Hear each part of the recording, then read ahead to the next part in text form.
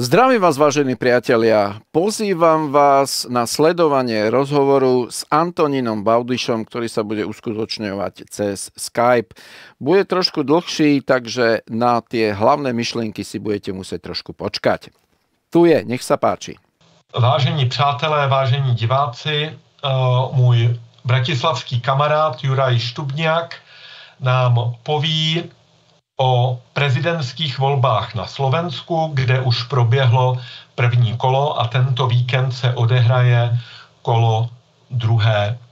Zároveň Jurajovi a jeho slovenským divákům poreferuji, co úžasného píše o slovenských volbách český tisk a vzájemně si takhle sdělíme, jak to vypadá na obou stranách řeky Moravy. Ahoj Juraji.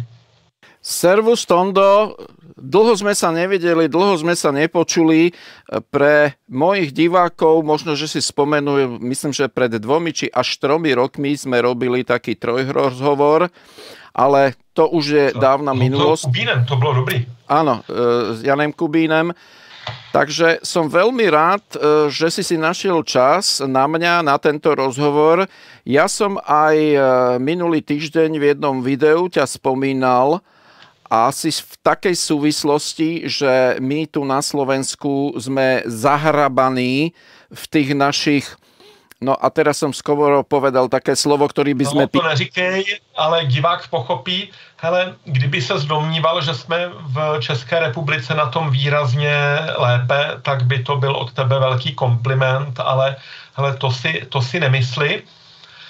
Já jenom připomenu, že ty jsi původní profesí zvukař, pracoval si pro skvělá nahrávací studia a tvými rukami prošly nahrávky Elánu a já nevím koho všeho prostě. No aj Ľudský Bílej, Ondřeja Soukupa, jedno CDčko som robil aj Šalomu, také live CDčko, kedysi, tuším sa, to sa volalo 54321. A tím se mi líbí, že ty nejseš ani historik, ani filozof, ale muž, který má rád život, který rozumí showbiznisu a rozhovor s tebou je obvykle prostě legrace, zatímco já jako astrolog jsem trošku suchoprt, protože jsem vystudovaný filozof, ale my tímhle spojujeme dva odlišné světy. A v tom našem rozhovoru my zkusíme mít trochu jako nadhled a odstup, jako kdybychom byli nezávislí, i když nezávislej není nikdo, to je iluze. Já si myslím, že ty vaše volby vyhraje Peter Pellegrini, budu říkat, co si o tom myslím. Jestli vyhraje Korčok, tak tady český fialisti z toho budou mít gaudium, ale za sebe bych vám to pokračování čaputovské politiky moc nepřál, protože ta čaputovská politika z mýho osobního hlediska za moc nestála. Tak tím jsem vystřelil první světlici směrem k tobě. No, ja by som dokončil tú pôvodnú myšlienku. V tom minulotýždňovom videu som ťa spomínal a spomínal som aj to, že my sme tu ponorení v tých našich problémoch, v tom našom slovenskom bahne a naozaj si niekedy nevidíme od nosa ďalej a ja som odporúčal tvoje video, mne sa zdá, že to sa volalo, že Doktor Harabín, kde si s takým nadhľadom komentoval situáciu na Slovensku a vtedy som si uvedomil, že my, čo tu žijeme, my už nedokážeme ten nadhľad. Čiže je veľmi dobré, keď niekto sleduje tieto žabomyšie vojny, čo sa tu dejú, lebo však my sme mali flak na mape Európy alebo sveta a vlastne s akými blbosťami sa my tu zaoberáme. No a teraz jedna z tých panských huncúctiev sú tie prezidentské voľby. No a tak ako pred minuloročnými parlamentnými voľbami bolo Slovensko absolútne paralizované, boli útoky v médiách, na sociálnych sieťach, osobné útoky a tak ďalej. vyrábali sa, vyslovene na kolene sa vyrábali fejkové správy. Tak to se děje i teď. Zaregistroval jsem na obou stranách, když tak o tom i povím, protože lidé si mohou myslet, že to je pravda a on je to přitom elaborát. A i si můžeme říct, že na těchto volbách má vysoký zájem jak Bílý dům ve Washingtonu, tak Kreml v Moskvě, protože probíhá zástupná válka měření sil mezi Ruskou federací a BRICSem na straně jedné a kolektivním západem na straně druhé. Tím bojištěm je Ukrajina. Kolektivní západ prohrává, Ruská federace je na koni. Do vašich volebních preferencí myslím si, že se to promítá, protože kdo by chtěl hlas dávat někomu, kdo prohrává, ale měl jsem konkrétně na mysli to, když se objevilo tvrzení, že Ivan Korčok byl spolupracovníkem státní bezpečnosti a mám za to, že to byl elaborát, prostě falešná zpráva. A stejně tak se objevila falešná zpráva, že doktor Harabin doporučuje ve druhém kole, aby nevolili nikoho, protože oba kandidáti jsou špatní. A to jsem viděl na Harabinově telegramu, kdy on upozorňoval, tak tohle není moje zpráva, od toho se distancuju. Nikdy jsem nic takového neřekl a... No, k tomu by som vedel konkrétne povedať. To či bol Korčok spolupracovníkom EŠTB alebo nie, úprimne by som povedal, že až tak mi to žily netrhá. To, čo je úplne šokujúce, že do 6 hodín mal vyjadrenie toho Ústavu pamäti národa, že nebol. Takže toto je tak divné, lebo niekto na to čaká niekoľko mesiacov. On to mal do 6 hodín. Takže mám taký pocit, že to nie je úplne čisté. A povedzme si rovno, že tých spolupracovníkov EŠTB tu behá strašne veľa a už fakt ani divá sviňa nevie, kto bol, kto nebol. Ale hovorím, toto by nebolo to najhoršie. To, že... U nás v Česku je to dokonce tak, že nemůže se stát prezidentem někdo, kdo z STB tu vazbu neměl. Podívej se na všechny naše prezidenty. Hele, Havel,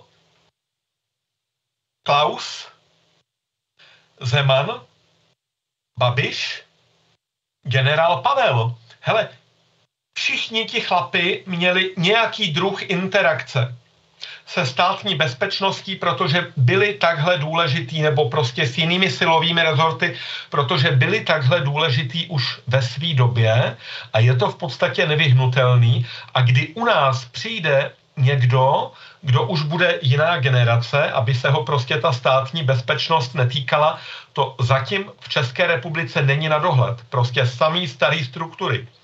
No, my sme to vylepšili o to. Ináč to je aj dôvod, prečo napríklad ja nemôžem byť prezident, lebo ja som z EŠTB nikdy nič nemal, takže absolútne som to... Ale hovorím, tu je to horšie o tom, že teda EŠTB je minulosť, 30 rokov, ale my tu máme oveľa väčšie nebezpečie, že niekto je priamy spolupracovník štruktúr za veľkou mlákou. A to ja považujem za oveľa nebezpečnejšie, ako keby pred 30 rokmi spravil niečo, na čo by nebol hrdý. Samozrejme, aj tam musíme diferencovať tých spolupracovníkov, lebo sú tam aj takí, ktorí za celú tú spoluprácu dokopy nič nespravili a sú na zoznamoch. A potom sú takí, ktorí by predali aj vlastnú mater. To je naozaj rozdiel. Ale hovorím, najväčší problém je ten, kto je vopchatý v análnom otvore cudzej mocnosti. Hele, tohle nikomu nevadí v České republice. To, že náš ředitel, a teď nevím, jestli on je BIS nebo čeho, ten Koudelka, jedná ve Spojených státech za zavřenými dveřmi a veřejnost se nedozví, o čem jednal, to, že dostane v Langley plaketu, vyznamenání prostě za de facto věrné služby a my nevíme, s čím to souvisí. Hele, v Česku je mentalita taková, že když prostě pracuješ pro Langley anebo pro MI5, tak je to v nejlepším pořádku a prostě seš borec a tohle se nosí. A my jsme v tom jejich mocenským úchopu, takže je samozřejmý, že jako CIA a MI5, případně Mossad, protože my jsme jejich teritorium, my jsme jim to tady odevzdali, autonomní politiku nemáme. Naším ministrem zahraničí je prostě dítě, který se stará o plynulej chod těch globálních soukolí a dělá ty a hladí po hlavičce všechny, který jako jsou ti správní. A my jsme jednoznačně prostě v tomhle koloniálním postavení, víš, v Česku. No tak to je fakt, že úžasné. No, ja by som sa ešte vrátil k tomu, čo si ty naťukol, čo sa týka toho Harabina. Mne prišiel do mailu, lebo mňa si vybrali ako médium, teda Harabinov predvolebný tím, a mne prišlo vyhlásenie s Harabinovým podpisom, že podporuje Pellegriniho. On to niekoľko hodín potom to dementoval. Vraj to vyjadrenie odoslal šéf jeho predvolebného tímu, bývalý minister Jureňa. No a Jureňa tvrdí, že oni sa na tom spolu dohodli, lebo on by si to inak nedovolil. Takže tu je o tom, že či budeme veriť Jureňovi alebo Harabinovi. Ale v zásade mi to je jedno. Ja si myslím, že Harabinovi voliči sú takí, akí sú voliči všetkých ostatných, čiže sú tam aj rozumní, aj menej rozumní. A rozhodnú sa sami bez toho, že by im Harabin niečo hovoril. A ja som ešte v tom minulotýždňovom videu povedal, že vážený, lebo sú tu argumenty, že obidvaja sú rovnakí. No není sú rovnakí, ani dve dvojčatá nie sú rovnaké. To sú dve rôzne osobnosti. Ako príklad som im dával minulé voľby Šefčovič a Čaputová. Šefčovič vtedy kandidoval za Smer. A ja hovorím, ľavú ruku si dám odťať, ak by bol prezident Šefčovič a by típol referendum, ktoré organizoval Fico. Neexistuje, preto vtedy nešlo kopec ľudí voliť na druhom kole, lebo tvrdili všetci, že je to isté. A toto je teraz narratív, ktorý slniečkári strašne tlačia, že toto je to isté. Pellegrini aj Korčok. No nie je to isté. Čo sa týka Pellegriniho a Šefčoviča, tam je ten rozdiel o mnoho markantnejší. A títo dvaja, aj keď majú isté styčné body, to sa nedá poprieť, je to jeden obrovský, ale obrovský a diametrálny rozdiel. Čiže ak mi niekto píše, a teda nemám tých komentárov málo, že nepôjde voliť, lebo nemá dobrého kandidáta, tak tomu by som len odkázal. Vážený, matka Tereza v druhom kole nekandiduje. Máte na výber dve možnosti. Tak nie, že nie je koho voliť, máte dvoch. A z tých dvoch si musíte vybrať. Toto nie je voľba, že či ti strelím do hlavy. Respektíve takto, keby som mal byť akože veľmi nefér a veľmi brutálny. Toto je voľba, že strelím ti buď do hlavy, alebo do kolena. Tak si vyber. Lebo keď si nevyberieš, tak si ja vyberiem, kde ťa strelím. Tak takto tým ľuďom treba povedať, ktorí nechcú ísť k voľbám, ktorí tvrdia, že to je jedno. No tak ťa potom strelím aj do kolena, aj do hlavy a budeš easy. Příklad je tvrdý, ale myslím si, že nejsem jediný, kdo pochopil, jak si to myslel. Hele, když kandidoval proti Zuzaně Čaputové Máro Šefčovič, tak jestli křestním jménem, říkám správně, tuším. Ano, Mároš, myslím, že byl Mároš. On byl bývalým eurokomisařem. On je stále eurokomisár. Je stále eurokomisařem. On je bruselský aparáčik, to je bohužel fakt. No. A tohle je taková jako středová volba, byla středová volba ze strany Roberta Fica. jak nadběhnout většinovému voliči, ale byla to i jiná doba, protože v tom roce 2017, 2018 Robert Fico byl z mýho hlediska tehdy vzornej eurosvazák. Presne tak. Ale doba se změnila, Unie se zbláznila a vyrazila prostě do tvrdého postoje vůči Polsku a Maďarsku. V podstatě se rozhodla Polsko a Maďarsko obětovat, nepochopitelně, ale tím i slovenského voliče de facto vehnala do tohohle dilema, který Slovák nemůže secký zahrát ve prospěch Bruselu. Jo?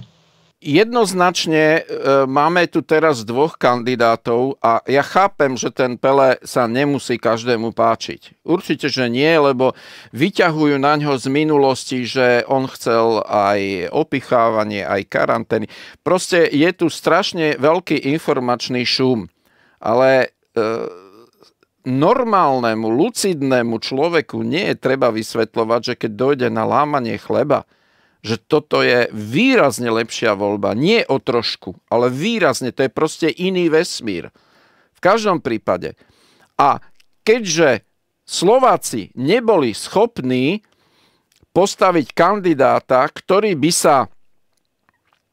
A teraz, aby som niekoho neurazil, napriek tomu, že viem, že urazím, ktorý by sa vyrovnal tomu Pellegrinimu, čo sa týka vizáže, čo sa týka komunikácie, a takého by som povedal trošku nadhľadu. Slovensko nedokázalo postaviť takého kandidáta. No tak preto Harabin skončil na 3. mieste, lebo keď ich dvoch postavíme vedľa seba, tak ten väčšinový volič alebo tá žena z ľudu si vybere toho pekného s jamkami na licách, ktorý umiernene a potichu a snaží sa vysvetľovať a tak ďalej, je priateľnejší ako človek, ktorý síce hovorí pravdu, seká fakty jedno za druhým, ale nevie ich predať.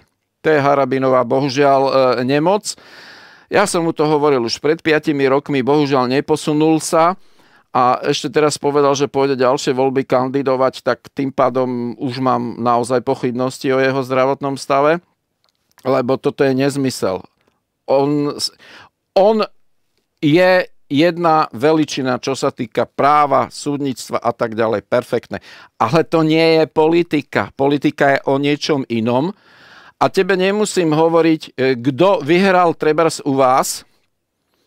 Ulizaný pán Šedivačik, ale to je pre ženu z ľudu proste ideál. Štíhly chlap, dobre vyzerajúci, rozprávajúci, sice bláboli, ale nic pekne... Nic moc nemyslí, nic moc neříká...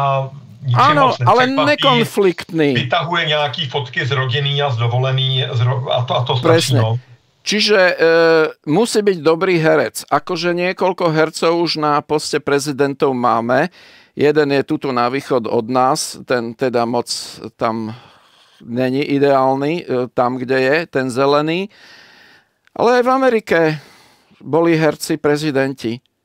A prečo sa dostali na to kreslo? No lebo to vedeli zahrať. Nie, že by boli tak dobrí. Oni nepredali to, čo mali v hlave. Oni predali to, že to vedeli zahrať. A tým pádom, keď prezidenta volí celý národ, že je voľba nie v parlamente, ale priama, no tak musí byť herec. A toto bohužiaľ Harabin nepochopil. No a nechápe to stále. Harabin byl v situaci, kdy musel být agresivní, aby na sebe upoutával pozornost, ale to je nesmírně nevděčný. Když seš třetí vzadu a snažíš se likvidovat v podstatě svýho spojence v táboře, protože on se vymezoval vůči Pellegrinimu, nikoli vůči Korčokovi, který ho nepovažoval za soupeře. Navíc Korčoka vyzýval do společné debaty, o co Korčok nestál, protože ten chtěl debatu s Pellegrinim a Pellegrini nechtěl debatu s nikým, protože ji nepotřeboval s nikým, protože věděl, že si pro to vítězství v klidu dojde. Presne tak. Presne tak. No, je mi to ľúto, ja som Harabinovi naozaj držal palce. Nakoniec môžem to priznať, ja som ho aj volil. lebo najmenší problém som mal s Harabinom, ale teraz pri druhom kole, keď niekto, teda Harabinov volič povie, že nepôjde voliť, lebo obidvaja sú rovnakí, tak to považujem za idiociu. Úplnú idiociu. Omezený rozhled, je to tak? Lebo nevyhral ten náš, tak potom skapme všetci. No tak potom asi budeme musieť skapať, keď máme takto rozmýšľajúce entity, ktoré vlastnia občianske preukazy. Ale já se domnívám, že z toho Harabinova elektorátu v tomhle trucu jich bude jenom část. Jo? Nepředpokládám, že by nadpoloviční většina Harabinových voličů k volbám nešla a hlas nedala právě Pelému, víš? Keby som mal robiť štatistiku z komentárov pod mojimi videami, tak to vyzerá tak, že minimálne 2/3 Harabinových voličov to pôjdu hodiť Pelemu. Niektorí síce so záťatými zubami, ale pôjdu to hodiť. Tady na Moravě přítele bývalého příslušníka silového rezortu, který je přesvědčený, že je Harabin nasazený, aby odčerpával Pellegrinimu hlasy. A sám se toto nedomnívám, ale v rámci nějaké své pragmatičnosti jsem ochoten přemýšlet o všech variantách a aby Pellegrini aby Harabin tohle podezření ze sebe sejmul, tak by měl Pellegrinimu vyjádřit plnou podporu, protože pokud to neudělá, tak ta domněnka, kterou mají na české alternativě řada lidí, když to řeknu takhle, totiž, že je Harabin ve skutečnosti trojský kůň, který pracuje pro druhou stranu, tak v Harabinově zájmu by mělo být, aby skutečně tu podporu Pellegrinimu dal velice srozumitelně a včas, protože aspoň v Čechách tohle podezření stran Harabina na alternativě existuje. No ja si osobne myslím, že je to dosť ako primitívny nezmysel. Keďže Harabina poznám osobne a stretol som sa s ním nie raz, tak si myslím, že vysvetlenie je oveľa jednoduchšie, že on je sklamaný z toho prvého kola, čo je úplne pochopiteľné. Dokonca ja som mu vo videu povedal, že nech dá Pelemu podporu, lebo v ďalších voľbách stratí moju podporu, on keby išiel kandidovať. Aj keď si myslím, že tiež to bude nezmysel, ale tú podporu mu dám aj na budúce, lebo viem, že odborne je veľmi dobrý. Ale dnes natáčame tento rozhovor, je útorok 2. že? Áno, 2. Útorok 2. a je nejak 2:30, 3:45. Prečo to takto hovorím?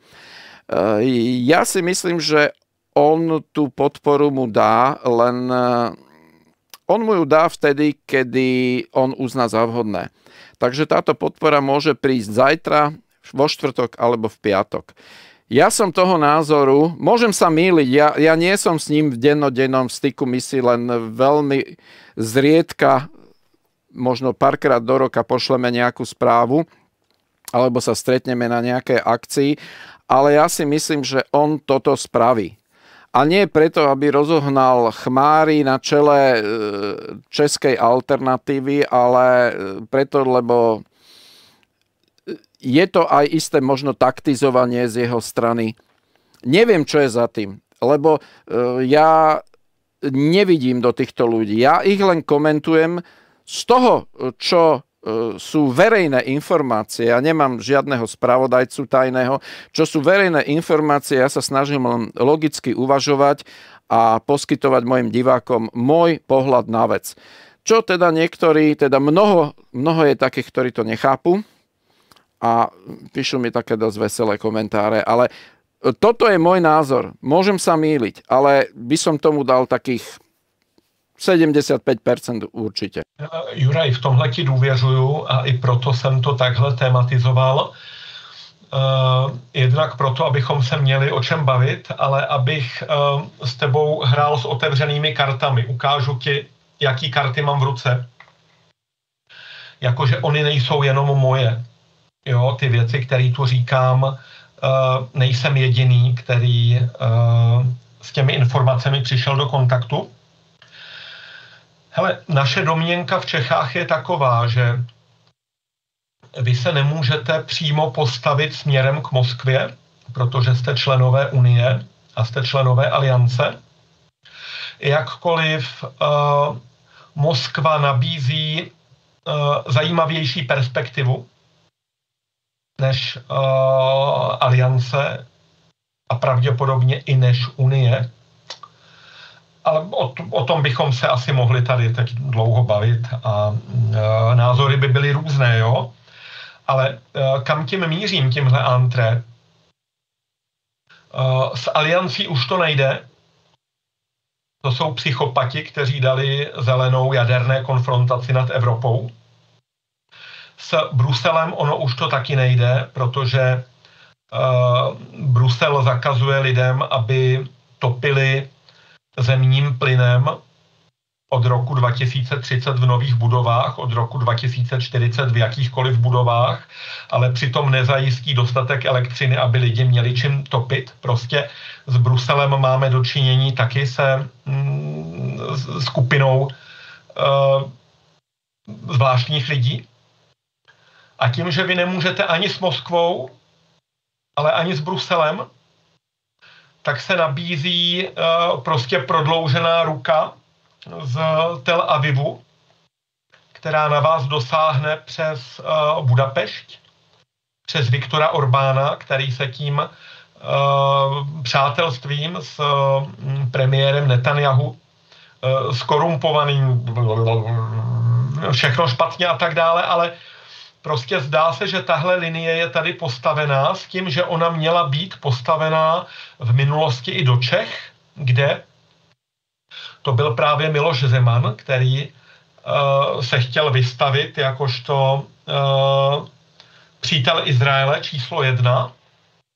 No ale pak jsou tady zájmy prostě Washingtonu a Berlína a Londýna, který mu dali najevo, hele, jako tohle nepůjde, tvůj holport tady s Židama a Číňanama. Takže jak Židé, tak Číňané byli jako vystrkáni z toho vlivového prostoru české politiky.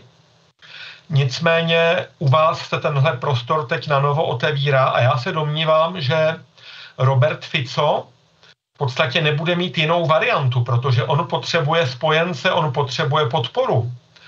Když jde proti tobě fanatický Eurostán, když ti Američané chtějí nastrkat jaderný zbraně na tvoje vlastní území a vytvářejí z tebe cíl pro preventivní údery Ruské federace, tak ty skutečně potřebuješ se z tohohle klinče vysunout ještě někam jinam, ale momentálně není kam, protože to čínské partnerství 16+1, organizace šanghajské spolupráce a tak dál, prostě to bylo pečlivě jako odstříhaný.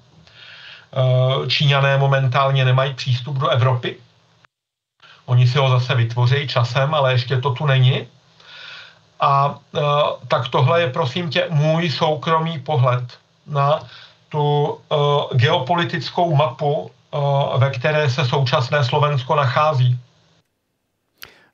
Rozhodne máš pravdu, lebo vznikajú tu také, neviem, či to nazvať fámy, lebo v tých fámach je aj dosť veľa pravdy, dosť veľa faktov, dosť veľa skutočností.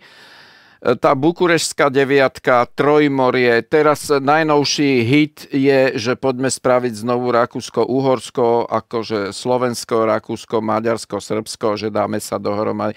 A stále to tu niekto živí, tieto myšlienky.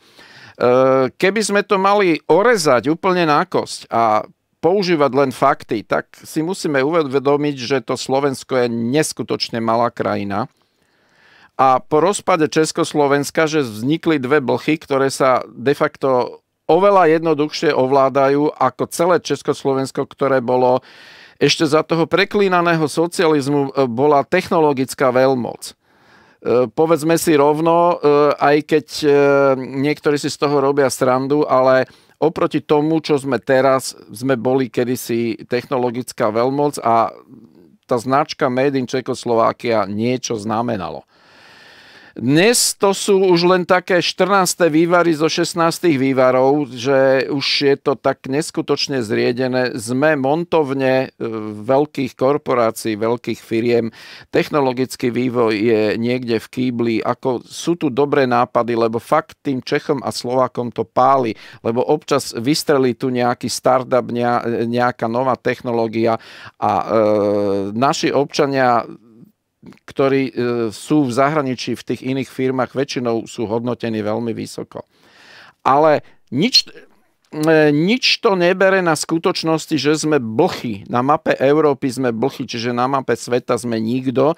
Čiže tak či onak my musíme hrať s tými kartami, ktoré máme k dispozícii. A toto hovorím všetkým tým slovenským hejslovákom a preskakovačom ohníkov, ktorí sa bijú do prs a tým, čo sa snažia oživiť tú myšlienku slovanstva, čo je mimochodom veľmi krásna vec, tej slovanskej vzájomnosti. Ja to hrozne podporujem. Lenže to je na úrovni Harryho Pottera. To nemôžeme jednoducho zobrať tú slovanskú vzájomnosť a vsadiť ho do súčasného geopriestoru, do geopolitiky. My musíme hrať s tým, čo máme. Keďže sme odovzdali svoju pečienku aj slezinu Európe, teda Bruselu a Washingtonu, bez čoho sa moc ako žiť nedá, takže musíme korčulovať, lebo tuto nejaký obrad smerom na východ jednoduchý, nech by tu bol kdokoľvek, to nejde. Hneď keby ten Fico mal 80% a dosadí si za prezidenta svojho človeka a v každej dedine bude starosta, ktorý bude mať nálepku Smer, ani tak by to nešlo. To nejde. To proste nejde, lebo tu sú tie geohry. Konec konců tenhle obrat, čistý obrat k Moskvě neudělal ani Orbán. I Orbán mezi tím musí bruslit, ako sa vraví, korčulovať. Tým pádom ja som presvedčený, že Fico má najhoršiu pozíciu, akú kedy mal. Táto Ficová vláda je úplne má najhoršie rozdané karty. Lebo pacient z Trnavy psychiatrický mu rozhádzal komplet celé hospodárstvo, pripravil ho o peniaze, zadlžil ho, veľmi zlé zmluvy sú tam podpísané, ktoré sa budú vliecť ešte... Pro české diváky řeč je o bývalém premiéru Igoru Matovičovi. On je geniálny politický marketér, lebo 15 rokov prežil s dvomi slovami, lebo Fico. A vyhral parlamentné voľby tak, že vrazil do kampane 8 nízkonákladových leteniek. A išiel do Nice spraviť jedno videjko na telefón a do Larnaky druhé videjko na telefón a mal 25%. Čiže ja ho porovnávam a volám ho slovenský Aaron Šahviv. Lebo z ničoho spravil taký úspech, jak blázon. Čiže profesionálne je vynikajúci. On je akože geniálny psychopat, dá sa povedať, lebo viacerí psychiatri ho ako posudzovali a on je evidentne všetky znaky má tej historiánskej poruchy, ale on je geniálny ako ovplyvniť. Ešte stále má okolo 5% podpory. Hele, mně se ta původní koncepce Olano líbila. Jo, ta cesta, kterou chtěl jít, ty referenda a jít od domu k domu a každému vysvětlovat a to, že on přenesl to svoje know-how těch reklamních novin do každé schránky, jako ten koncept byl úspěšný, jo? A ja som bol aj na jeho besede, ktorú mal tu v Bratislave. On mal takú sériu pred parlamentnými voľbami, volalo sa to Bez ochranky. Samozrejme, že tú ochranku tam mal, ale len sa to volalo, že Bez ochranky. A veľmi, veľmi profesionálne to mal spravené, takže tí, ktorí mu nadávajú, že je hlúpak, a tak nie, on nie je hlúpak, on je vynikajúci marketér. Fakt, že perfektný. A ešte stále má 5% podporu, čo po tých 3 rokoch toho sociálneho teroru, ja si to neviem vysvetliť. Buď tí ľudia sú takí hlúpi, alebo majú pamäť ako dážďovky. Juraj, já otočím od trnavského inzertních novin k těm stávajícím dvěma kandidátům, Korčok a Pellegrini. My si uděláme i druhou část toho videa, kterou prosím tě pošleme pro moje Hero předplatitele a pro tvůj ten VIP klub. Áno, medzi nami. Ja to volám, že medzi nami. Medzi nami, to je moc hezký název, vidíš to. Ale chci ti povědět toto. Na Pellegrinim oceňuju jeho nekonfliktnost. Zároveň ho nevnímám jako chlapa, který by přišel někdy s něčím vlastním. Nevnímám ho jako člověka, který by byl vybavený se jako obětovat pro společnost nebo pro nějakou vyšší myšlenku. Myslím si, že Pellegrini je chlapík, který se prostě chce mít dobře a umí si to nastavit, aby se měl dobře, ale shodou okolností ho to vyneslo prostě až do jako funkce prezidenta, s čímž myslím, že nikdy jako nepočítal, ale když už to nastalo, tak vidím jeho vývoj za poslední týden, kdy i jemu to došlo, že se tím prezidentem stane, a pozoruju tu jeho rétoriku a tu gestikulaci a to s jakou jako vážností vystupuje a hele, musím uznat, že je učenlivej. Že takhle by to mělo vypadat. Pracuje na sebe, to je podstatné. Jo. No a s Ivanem Korčokem, víš ty, co my vůbec nevíme, kdo to je, kde se vzal. Byl to náměstek na vašem Zamini, ale my jsme stejně tak nevěděli nic o Zuzaně Čaputový, kde se vzala prostě pezinská skládka, tohleto, ta Via Juris a tak dál a viděli jsme ten vynikající marketing. No to bol ten bývalý člen Mossadu, Aaron Shavif, mimochodom obžalovaný zo spoluúčasti na vražde premiéra v Čiernej Hore. Ešte stále. Jo. Ne, hele, globální struktury potřebuješ využít na každou práci, když se jako na to přijde. Presne. A oni si spravili také kolo na nečisto, čo sa týka primátora Bratislavy, to je Matúš Valo. To je tiež taký marketingový produkt, ktorý teda vysáva občanov Bratislavy, respektíve ich peňaženky a robí si tu svoje cyklotrasy a takéto blbosti, paralizuje dopravu v centre mesta. Ale oni si cez tie primátorské voľby zmapovali tú politickú negramotnosť slovenského voliča a u Čaputovej tam už išli na ostro. Plus tam použili toho predskokana, ktorý z prvého miesta sa nepochopiteľne vzdal účasti, ten mistrík, a v prospech štvrtej v poradí neznámej Čaputovej.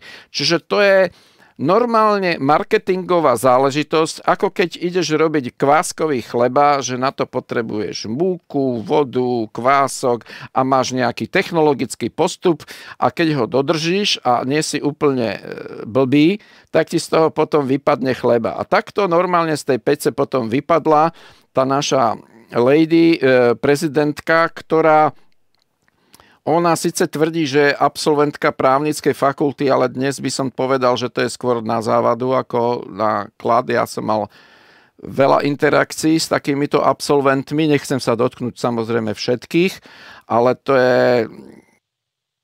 Já jsem až dodatečně zkoumal, jak to bylo s tou její jako koncipientskou praxí.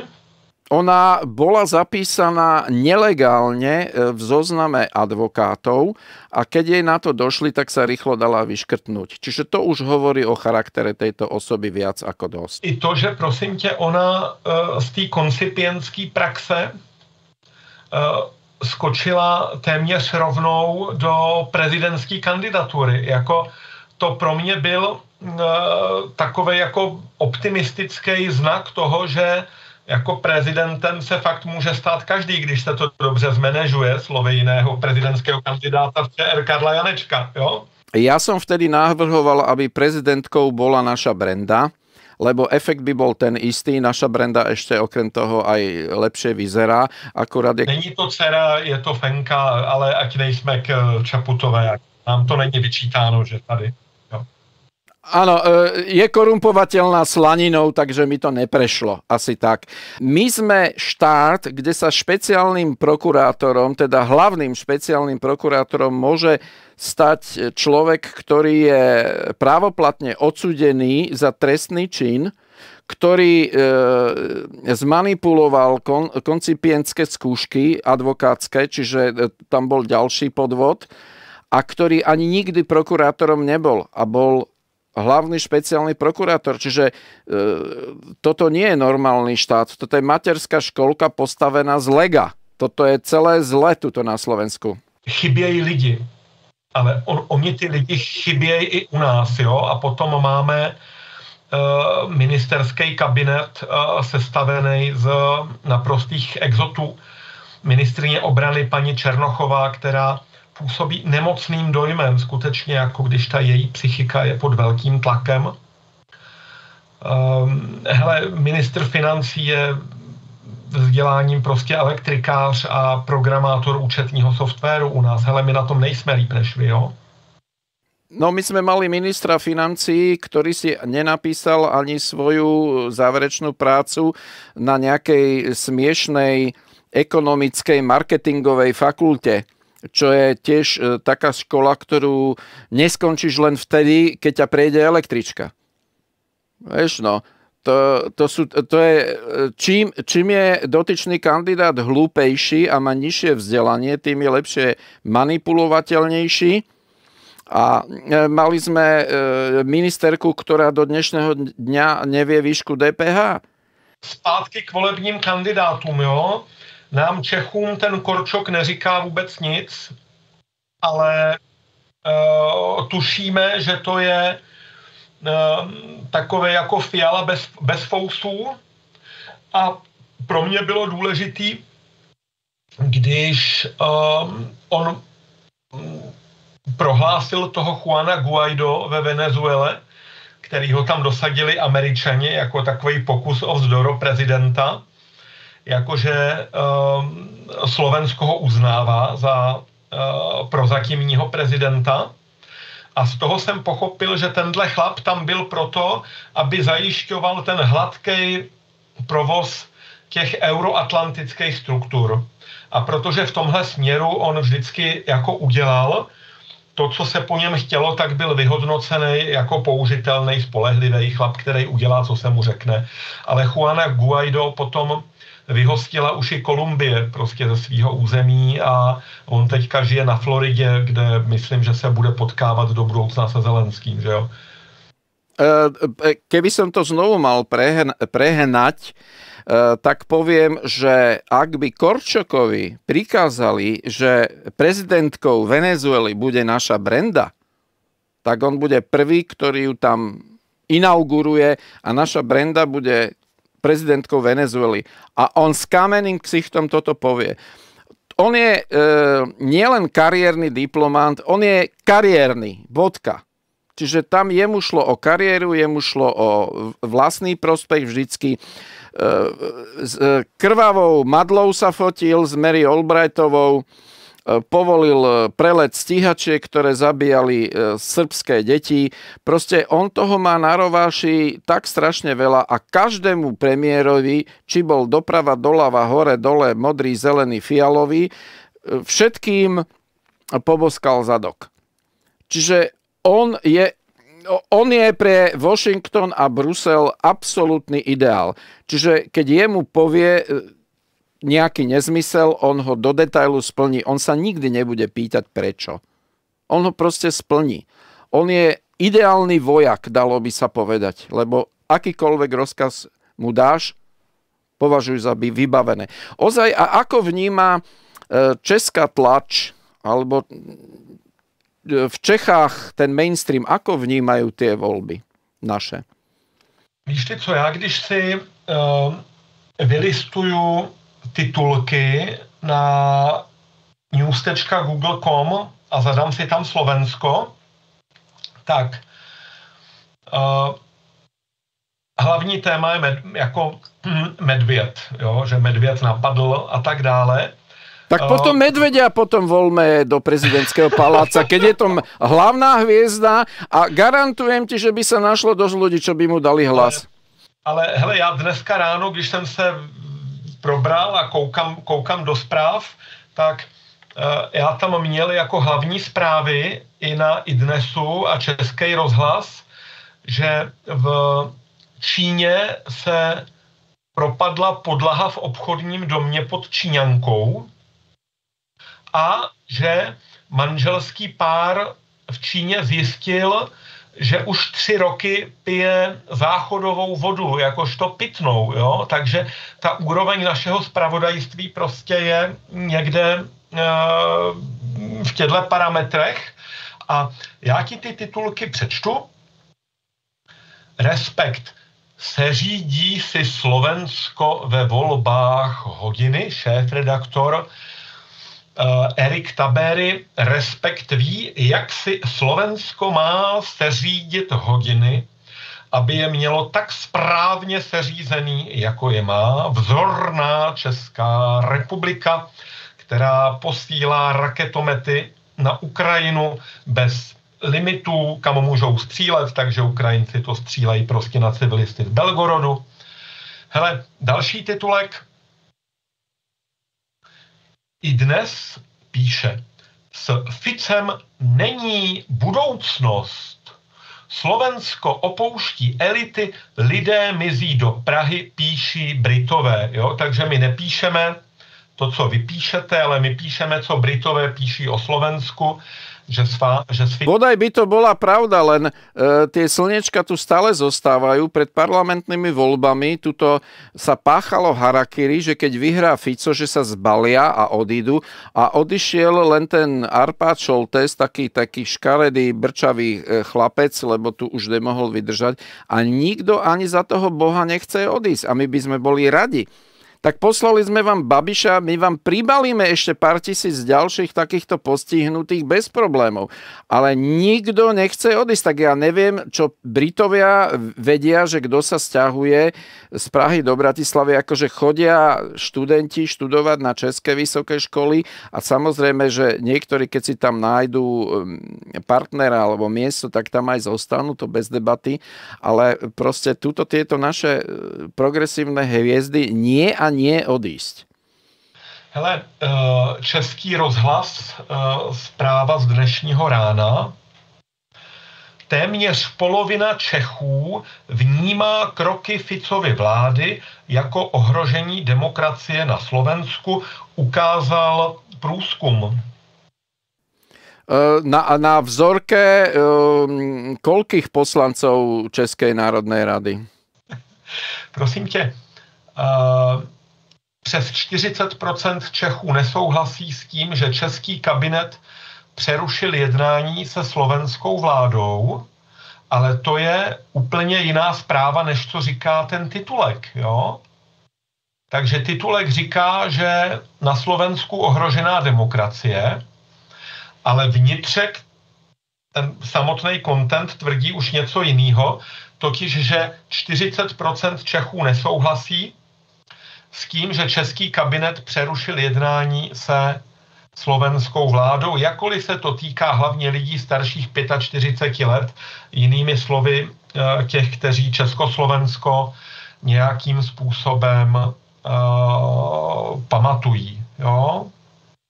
No, bohužiaľ, ale vidím, že už ani v Čechách nie sú žurnalisti, lebo na Slovensku už naozaj vymreli, lebo toto už je všetko bulvár. To sú zase tie mediálne učňovky, ktoré my máme v každej dedine. Je vysoká škola nejakej mediálnej komunikácie a tá chrlí takýchto, by som povedal, polodebilov, ktorí sú síce inteligentní na to, že vedia napísať rozvitú vetu, ale už za jej obsah teda mentálne nezodpovedajú. Tak vidím, že to už presiaklo aj ku vám. Hele, co je jako povzbuzující, že 56% těch respondentů, což nevím, jestli oni se ptají v Praze nebo v Ostravě, protože v Praze a v Ostravě ti lidi řeknou úplně jiné věci prostě v anketách, jo. A Brno je taky jako specifický místo prostě, ale 56% respondentů se vyslovilo, že chtějí spolupráci vlád zemí Vyšegrádské čtyřky, tak to je zase takový jako potěšivý. No ja si myslím, že ľudia sú hodne masírovaní rôznymi trendami a mne je ľúto, že politiku už prestali robiť politici. Politiku už robia takzvané médiá. Média, přesně tak, no. Lebo takto môžu tí, ktorí nikdy neboli volení, ovplyvňovať dianie vo svete. Nakoniec náš veľký brat spoza veľkej mláky, tam ako je to absolútne jasné. Však tam ten prezident alebo tá vláda, akú politiku robí? Takú, ako si to prajú tí oligarchovia, či už sú to ropné spoločnosti, spoločnosti vyrábajúce zbrane, alebo... Čiže tam už tie voľby či dopadnú tak, alebo onak, je to v podstate jedno. Nakoniec dosť podobné je to aj v Európe. Nakoniec ja som, jedno z prvých videí som mal také, že ľudia si stále v tých voľbách myslia, že niečo zmenia, že vsádzajú na kone ako na dostihoch, ale výhru berie majiteľ závodiska. Za každým. A je úplne jedno, ktorý kvôli to vyhrá.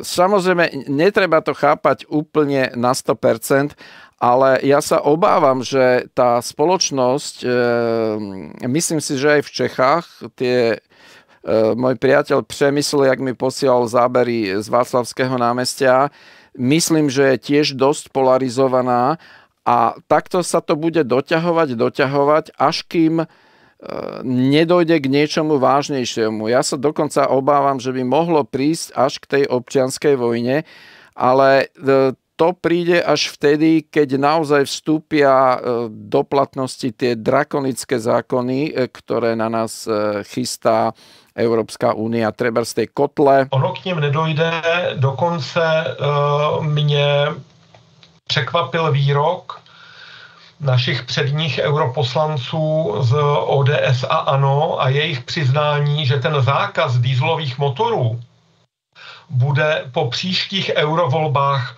odvolán. Takže to, čím nás tady děsej prostě 15 let, že naše auta můžeme hodit jenom do šrotu a budeme jezdit na elektro, který ale se ti nerozjede v zimě a který na sídliště nemáš kde připojit a tak dál, tak on to celou dobu byl jenom vaření žáby, ale reálně na něj nedojde. Hele, to, že český kabinet zrušil jednání se slovenskou vládou se zdůvodněním, že je nebezpečné pro Českou republiku a její státní zájmy jednat se Slovenskem, protože národní a státní zájmy Česka jsou na západě, v EU a v NATO a Slovensko ohrožuje všechno, co Češi 30 let dělají, komentoval sociolog Michal Vašečka v rozhovoru pro Seznam Zprávy s Marí Bastlovou, která má takovýhle výborný jako postoje dlouhodobě ve svým tom repertoáru, tahle novinářka, jo. Ale hele, vám na Slovensku začíná reagovat úplně normální instinkt přežití a pud sebezáchovy, protože sousední země na východ od vás nemá elektřinu. No, my im niečo posielame. No, aby si mohli nabiť tie iPhony, aspoň na to, no. Hele, z mýho hlediska slovenská veřejnost nechce dopadnout stejně, jako dopadla ukrajinská veřejnost. Vy fakt nechcete, aby vám padaly na hlavu prostě kinžály a vaše elektrická rozvodná síť prostě byla odpojená a zničená a spravovala se pak příštích 10 let, jo? Jakože nebude ani z čeho jí spravit, protože ani ty ukrajinský elektrárny nebude z jakých peněz jako spravit. To si Rusové budou muset popravit sami prostě, jo? No to sa dostaneme rovno do stredoveku a toto si málo kto uvedomuje, lebo možno, že tá progresívna verchuška, tá si myslí, že keď tu začne niečo sa diať, že oni nasadnú do lietadiel a zmiznú. No, možno niektorí zmiznú, ale niektorí možno zostanú na tom letisku, že proste sa im nebude dať ako odletieť, že to už sa začne mleť, ale ja dúfam teda, že až k takýmto vyhroteným momentom nepríde, že ľudia začnú uvažovať a by som povedal, prvým krokom k nejakému prežitiu je zvoliť si na kľúčové miesta normálnych ľudí. Druhá vec je taká, že dosť sa čudujem súčasnej vláde, že nepostupuje oveľa tvrdšie. Ale tým, že ja nevidím do týchto vecí, možno, že oni to nechcú hrotiť a predsa len Brusel, eurofondy a tak ďalej, že je to tam strašne citlivá záležitosť, že by mohli byť aj ostrejší, aj zákon a ústava by im to dovolovali, ale nie sú. Máme napríklad problém s verejnoprávnou televíziou, ktorá teda nie je verejnoprávna ani keby bola v Ugande, to rozhodne nie, plus s kultúrnymi inštitúciami, protesty sa tu robia, vymýšľajú si blbosti a hovorím teraz, napríklad tá progresívne Slovensko, tí mali problém s veľkonočnými sviatkami, že to je fyzický útok na ženy a tak ďalej. Tradície, ktoré tu fungujú niekoľko 100 rokov. Čiže tá spoločnosť je totálne chorá. A ja stále hovorím, že to je tým, že rodičia tie deti poriadne netlkli. Lebo keby ich poriadne tlkli, tak im nenapadnú takéto hovadiny v tých blbých hlavách. Honza Jandourek v Šafrově fóru 24 píše, Pellegrini se rozhodl, že Slovensko přemění v socialistickou Albánii. Tak tohle píše pravicový hardcore. A tento pán je na akých medikamentoch? Lebo to už musí byť dosť silný matroš. Honza Jandourek dlouhodobě drží tu jako nejpravověrnější linii alianční unijní, ale i měkčí i dnes píše, že Slovensko je hlásnou troubou Ruska, řekl ministr pro evropské záležitosti. Já ani nevím, že nějakýho ministra pro evropské záležitosti máme. No ale platíte si ho. Určitě má aj limuzínu. Nějaký Martin Dvořák, co to je za člověka, jako někde už jsem ho viděl, ale prostě co s tím, jo? Hele, to, co jede mainstream, já nevím, jak moc si to myslejí lidi, protože takový lidi nepatří do mý sociální bubliny. Jo? V mý sociální bublině lidé rozumí tomu, že Slovensko se v tom aliančním a eurostánovým úchopu vaří. A je pod tlakem mnoha vlivů a potřebuje si najít nějakou jako cestu, kde by ten tlak povolil. Ale to je taká blbosť s tým Ruskom, však tu sa o Rusku nič nerobí. Ja ti dám jeden krásny príklad, ktorý to celé vysvetlí. U nás existuje taký, že blbec online, kde sa nálepkujú ľudia. Ja som tam mal nálepku konšpirátor, len za to, že som čítal príbalový leták firmy SD Biosensor, čo sa špajchlovali nosy. Tak ten leták som premietol na obrazovku a čítal som z neho, že kedy sa má robiť ten test, lebo tam posielali plošne všetkých, čo bola idiocia. Tak to seš konšpirátor, když te štíbalo. Áno, konšpirátor som bol, ja neviem, niečo. A teraz mám nálepku, že putinofil. Ja som slovo Putin až na jedno jediné video, ktoré vzniklo pár dní po prechode hraníc ruskou armádou, kde som teda vyjadril ľútosť všetkým obetiam a túžbu, nech sa to čím skôr skončí a vysvetlí. Ja som meno Putin nepoužil za 2 roky, ani predtým, ani potom. a som putinofil. Čiže... Vidíš, jak dobře si to skrýval. No, zrejme.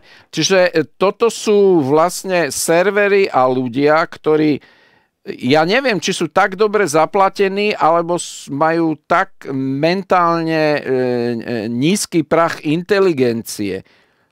Lebo ja keby som na niekoho niečo chcel našiť, tak si najprv o tom človeku niečo naštudujem a tie nejaké drobnosti nájdem a tie drobnosti zveličím. Ale tam, kde je nula, aj 300 krát nula je furt nula. A toto robia aj média. Mně to připomnělo závěrečnou větu mého oblíbeného vtipu, kdy matka představená říká řádovým sestrám, zatímco jí matku představenou odnášejí zbrojnoši kamsi. Válka je válka, vy krávy. Jinými slovy, oni na to nemají čas, víš.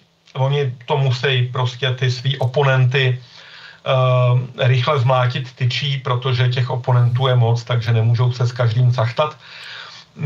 Můj wiki profil taky sprznili, takže já tam mám nálepku šiřitel dezinformací, neúspěšný politik a český astrolog, jo? Ale hele, ať tady nepláčem,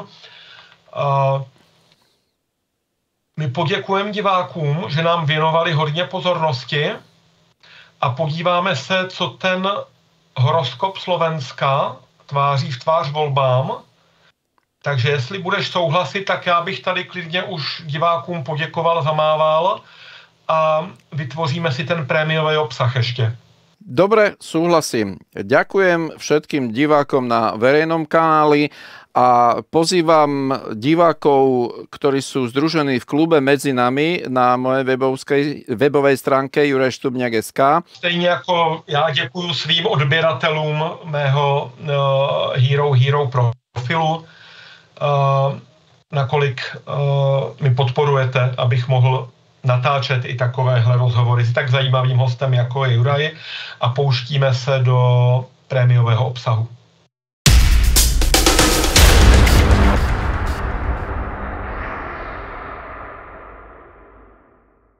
Ďakujem vám za sledovanie tohto rozhovoru, tejto verejnej časti. Priateľov, ktorí sú združení v klube Medzi nami, pozývam na bonusové video, kde bude kopec zaujímavých vecí.